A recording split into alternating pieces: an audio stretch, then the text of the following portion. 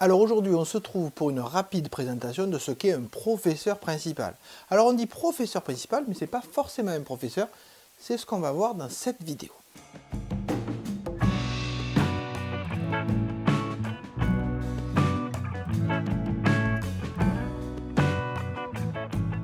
Alors d'abord une rapide présentation de ce qu'est un professeur principal avant vraiment d'attaquer les textes et de voir ce qui est précisé dans la loi. Oui, parce qu'en fait, même au niveau du code de l'éducation, les choses sont précises. Un professeur principal, c'est un membre de l'équipe pédagogique qui va avoir un rôle un peu plus spécifique de suivi et de conseil des élèves quant à leurs résultats, comment les améliorer et leur orientation.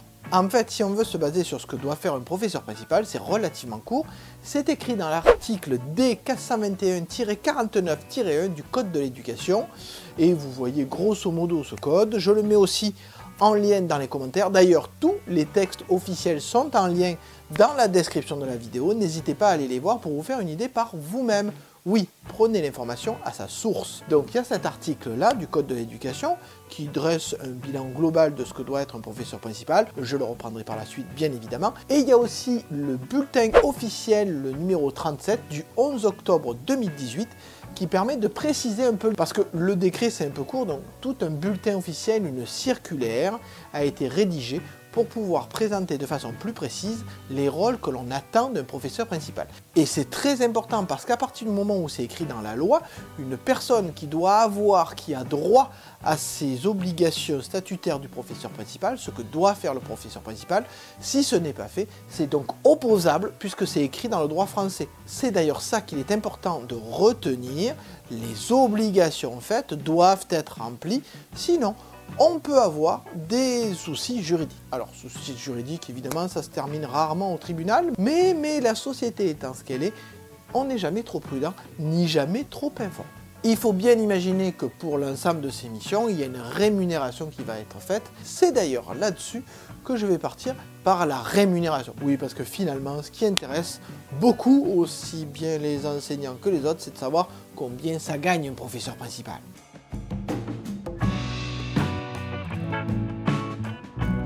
Le paiement du professeur principal se fait via une prime, une ISOE, une indemnité de suivi d'orientation des élèves. Donc vous avez toujours les textes qui le précisent dans la description. Alors il faut savoir que l'ISOE, il y a une part fixe que tous les professeurs touchent d'à peu près 1 200 €, mais il y a surtout une part modulable en moyenne de 1 400 € par an qui peut être touchée uniquement par les professeurs qui assurent effectivement des tâches de coordination au sein d'une structure. Évidemment, on peut diviser cette prime si plusieurs personnels font cette fonction. D'ailleurs, dans le cas d'un professeur référent, une spécialité du ministère dernier sur le lycée, il faut imaginer que cette ISOE part modulable va être divisée en 900 € pour le professeur principal et 450 € pour le professeur référent. Il faut bien imaginer que ces primes ne peuvent pas être versées n'importe comment, il y a un crédit global qui est délivré à l'établissement et on ne peut pas dépasser ce crédit global, ce qui signifie qu'on ne peut pas multiplier les professeurs principaux en les payant à volonté. Cette prime, cette ISOE part modulable est cumulable avec d'autres primes. Mais attention, il faut bien imaginer qu'elle est soumise, comme tous les autres régimes indemnitaires, à des cotisations et des contributions habituelles. Alors si on peut les reprendre dans l'ordre, il y a la cotisation au régime additionnel de la fonction publique, la RFP, 5%, bien évidemment, la contribution exceptionnelle de solidarité, 1%, mais il y a une limite mais on ne l'atteint pas, il y a la contribution sociale généralisée, la CGS, de 7,5%, et il y a aussi la contribution pour le remboursement de la dette publique, de la dette sociale, pardon, la CRDS de 0,5%, avec toujours une limite mais qu'on n'atteint pas, et bien évidemment, il y a l'impôt sur le revenu. Donc il faut imaginer que vous pouvez avoir des précisions sur ces primes, mais en tout cas, cette part modulable qui est affichée ici est variable suivant le niveau que vous gérez. Oui, si vous avez 6e en tant que professeur principal, ça ne va pas être la même prime qu'une seconde ou même qu'une terminale. Et bien évidemment, si en première et terminale vous avez des professeurs référents, je l'ai déjà dit, cette prime va être divisée entre les différents intervenants qui vont agir sur la classe.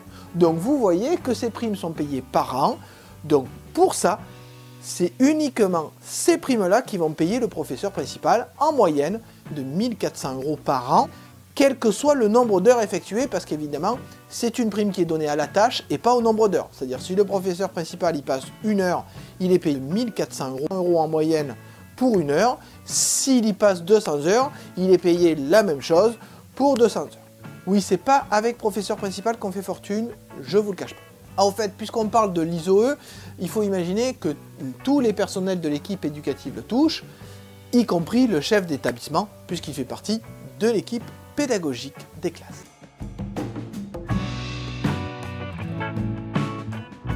Maintenant que vous savez combien c'est payé, 1400 € pour simplifier, on va voir quelles sont les obligations du professeur principal. Donc dans les textes, il faut bien imaginer qu'on se base sur le Code de l'éducation, l'article D421-49-1 du Code de l'éducation, et sur le bulletin officiel numéro 37 du 11 octobre 2018. Donc il y a écrit que ce professeur principal a des fonctions très claires. Attention, pour le professeur référent, si jamais vous avez besoin de ça, dites-le en commentaire, je vous ferai une vidéo particulière, parce que c'est important dans le Code de l'éducation, il y a écrit qu'en l'absence de professeur principal dans les classes, de première ou de terminale, de la voie générale et technologique, un professeur référent de groupe d'élèves assure les missions du professeur principal. Donc vous me direz, ben, finalement c'est la même chose. Non, parce qu'il est précisé dans le même décret que la reconnaissance financière des fonctions du professeur référent d'un groupe d'élèves se traduit par le versement d'une part modulable de l'indemnité de suivi d'orientation des élèves, telle que définie par le décret blablabla de 1993, au titre du groupe d'élèves dont il a la charge de l'année scolaire, et qu'il est précisé qu'à chaque part modulable de professeur principal peuvent être substituées 2 parts modulables de professeurs référents dans les classes de première et de terminale. Donc vous voyez, en fait, avec un professeur principal, on fait 2 professeurs référents en termes de paye, donc c'est pas la même chose. Il est précisé aussi que s'il y a de grandes difficultés dans l'établissement, on peut les payer un peu plus, mais ça, vu que c'est le rectorat qui l'accorde et qui l'accorde jamais, ou très rarement, eh ben vous avez 0. Donc c'est missions telles que décrites dans le décret. Donc je pars du décret, pourquoi? Parce que la hiérarchie des normes fait que le décret est supérieur, bien évidemment, à la circulaire. Donc il est précisé dans ce texte, je vous le mets ici, le professeur principal d'une classe ou le professeur référent d'un groupe d'élèves assure une tâche de coordination tant du suivi des élèves que de la préparation de leur orientation en liaison avec les psychologues de l'éducation nationale et en concertation avec les parents d'élèves. C'est tout. Mais heureusement, malgré ce texte très vague dans lequel on peut mettre plein de choses, on peut se baser sur la circulaire du bulletin officiel pour préciser les missions du professeur principal. Donc première chose, il va assurer une coordination du suivi des acquis de l'évaluation et de l'accompagnement des élèves. D'abord, le suivi des acquis scolaires, c'est lui qui va permettre ce suivi. Il va exposer les résultats obtenus par les élèves dans le conseil de classe, donc il va présenter ça au conseil de classe. Il va faire une synthèse des conseils conseillés par l'équipe, c'est elle qui va être écrite en bas du bulletin. Il va aider le conseil de classe à examiner le parcours scolaire de l'élève et accompagner cet élève dans ce parcours. Donc il est là pour faire une synthèse de l'équipe et proposer des conseils. Au collège, de façon plus précise, il va faire attention à ce que les bilans faits par l'élève soient bien remplis dans le LSU. C'est pas à lui de les remplir, mais c'est à lui de les expliciter aux parents, à l'élève, et c'est à lui de le faire remplir par l'équipe pédagogique. Il assure aussi le suivi des élèves dans le cadre du dispositif devoir fait. Oui, c'est lui qui doit suivre que la liaison se fait bien entre le travail dans la classe et hors la classe. Au lycée, il va devoir exploiter les résultats des tests de positionnement pour repérer avec ses collègues, mais c'est lui qui le fait, les besoins les plus urgents. Donc il va devoir suivre la composition des groupes d'accompagnement spécialisés et leur évolution au cours de l'année. Donc c'est bien lui qui s'occupe des groupes de remédiation et qui fait en sorte que ces groupes évoluent au cours de l'année. En lycée général et technologique, il doit guider l'élève dans le choix de sa spécialité, en lien avec la psychologue de l'éducation nationale et avec l'équipe des professeurs, et il doit aussi aider pour choisir les options de première quand on est en seconde. Et enfin, en lycée professionnel, il doit obligatoirement assurer la coordination entre l'enseignement professionnel et l'enseignement général. Il doit aussi organiser la coordination sur le plan pédagogique, ça c'est très vague, des périodes de formation dans le milieu professionnel, c'est-à-dire qu'il participe à la préparation, au suivi et à l'évaluation des périodes professionnelles. Donc c'est lui qui fait toute l'organisation de ces choses-là. Bien évidemment, il a aussi une mission d'accompagnement des élèves à besoins particuliers. Oui, d'abord le professeur principal assure pour sa classe le suivi de l'accompagnement personnalisé, notamment au niveau des réunions d'équipe pédagogique, toujours sous l'autorité du chef, mais il doit y associer les élèves et les représentants légaux. Donc pareil, il fait circuler l'information. Il doit participer à l'élaboration des PAP, PAI ou PPS, toujours dans le cadre des réunions d'équipe éducative, c'est lui qui les fait. Il doit organiser le suivi des stages de remise à niveau, il doit coordonner puis placer les PPRE, c'est lui qui le fait. En lycée, en lien avec le CPE et l'équipe de direction, il doit être amené à donner une information à l'élève concernant les dispositifs de remise à niveau. Donc pareil, c'est lui qui donne les informations, mais c'est lui aussi qui organise ça en fonction des résultats des élèves. Oui, ça ne se fait pas complètement au hasard. Il doit d'ailleurs permettre aux parents de connaître les passerelles, les changements d'orientation et tout ce qui a été mis en œuvre pour aider l'élève à réussir. Et enfin, nouveauté 2022, le LPI, le livret du parcours inclusif. Le chef d'établissement, qui est le seul responsable dans l'établissement, désigne le professeur principal pour être responsable directement du livret. Et là, il n'y a pas le choix. Il est désigné, c'est à lui de le remplir. Donc il doit remplir le LPI, permettre le suivi de ce LPI, et il doit être sûr que ce LPI va avoir un impact sur la scolarité des élèves. Le professeur principal doit aussi faire en sorte que l'implication de l'élève dans la classe et dans l'établissement se fasse. Il peut animer les heures de vie de classe. Attention, il peut les animer, il n'est pas obligé de les animer, sachant que l'élève doit avoir 10 heures de vie de classe par an. Mais ce n'est pas le professeur principal qui doit les faire toutes, il peut même en faire aucune. Ça aussi, dans les textes, dans la description de la vidéo. Il doit gérer les conflits au sein de la classe, en lien avec le CPE. Il doit participer à l'élection des délégués, et d'ailleurs, il rappelle les attributions du conseil de classe et le rôle des délégués. S'il veut s'arrêter là, c'est sa seule obligation.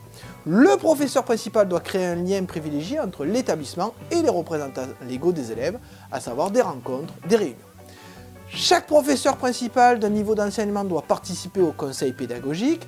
En fait, ils permettent la préparation de ces réunions, notamment en recueillant, avec les professeurs des champs disciplinaires, les besoins et les projets des équipes pédagogiques. C'est-à-dire que c'est aux professeurs principaux d'organiser un peu tout ça. Et enfin, une dernière mission, si on peut dire, une mission d'orientation. Il doit coordonner pour chacun des élèves l'information et la préparation progressive des choix d'orientation avec la psychologue de l'Éducation nationale. Il doit contribuer à la mise en œuvre des procédures d'orientation, d'affectation et d'admission. Attention, contribuer à la mise en œuvre, c'est pas les remplir à la place. Vous me direz, ça fait beaucoup de choses. Oui, ça fait beaucoup de choses, mais ça fait partie des missions juridiquement opposables. Mais grâce à ça ou à cause de ça, ils ont droit à une formation. Il est fortement recommandé de proposer des formations lors de l'élaboration du plan académique de formation. Oui, alors fortement recommandé, ça veut dire que c'est pas fait. La deuxième phrase, un ensemble de ressources contribuant à la formation des professeurs était également mis à disposition via la plateforme de l'Éducation nationale Magistère et les sites ministériels et académiques. Ça oui, c'est-à-dire que si le professeur principal veut se former, il peut trouver des ressources sur les sites officiels et puis voilà. Donc vous le voyez, pour la reconnaissance financière que c'est, toutes ces missions-là sont à remplir et sont juridiquement opposables si jamais un problème se fait, notamment sur un suivi d'orientation, sur un dossier mal rempli, et notamment si un mauvais conseil a été donné suite à l'orientation de l'élève. Donc pensez bien que avoir le rôle de professeur principal, c'est avoir une responsabilité très importante quant à l'orientation et à la façon dont chacun peut vivre l'éducation nationale, vivre sa classe et ses classes futures.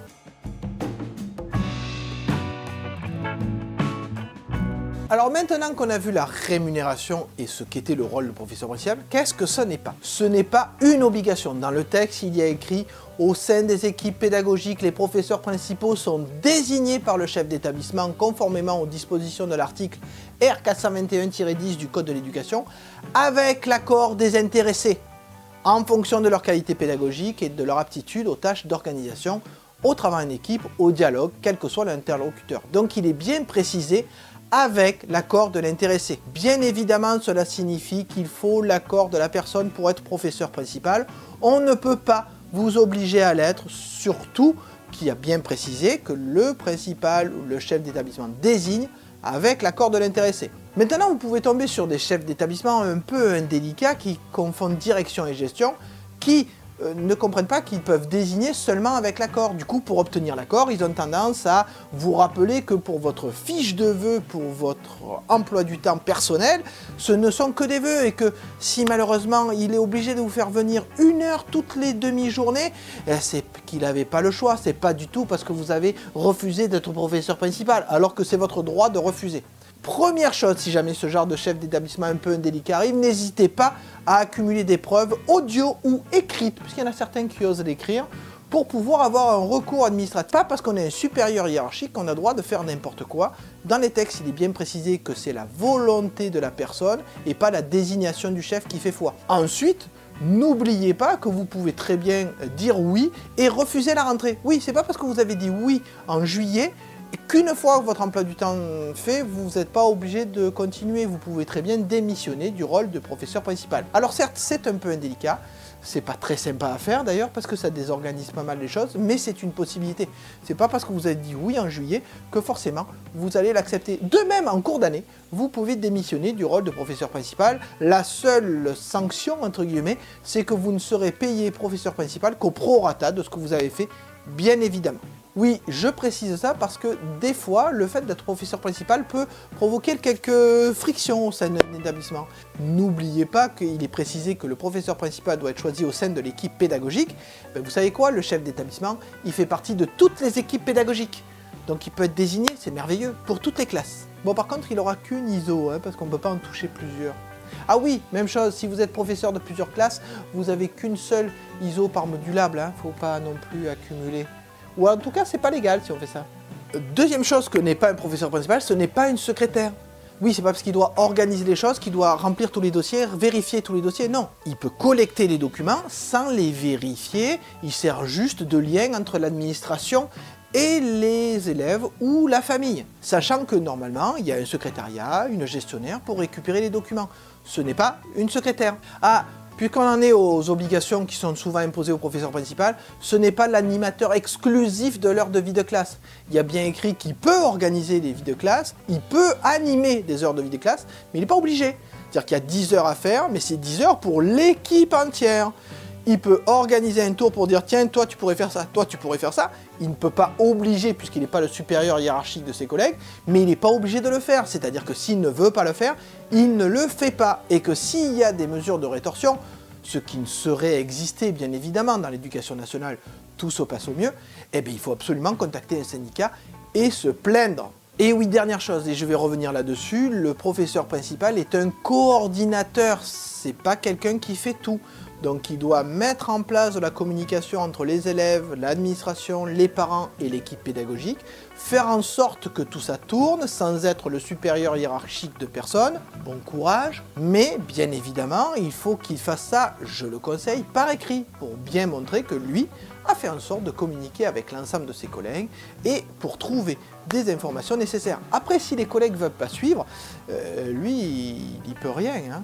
Voilà, j'espère que vous avez bien compris l'ensemble des obligations statutaires et légales liées au rôle de professeur principal, dans le suivi des évaluations, des acquisitions des élèves, dans l'aide et le guidage qu'il peut apporter au niveau de l'orientation, dans l'effet qu'il peut avoir sur les élèves à parcours spécifique et sur la communication qu'il doit absolument mettre en place avec les familles au niveau des rencontres, au niveau des informations et enfin l'aide qu'il doit apporter au niveau de l'orientation aussi bien des dossiers administratifs que du reste.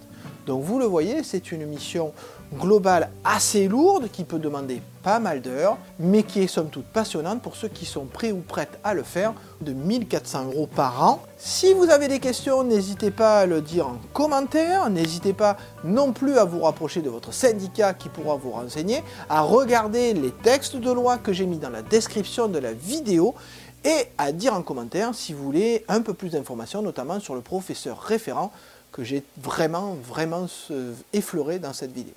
Allez, je vous dis au revoir et à bientôt.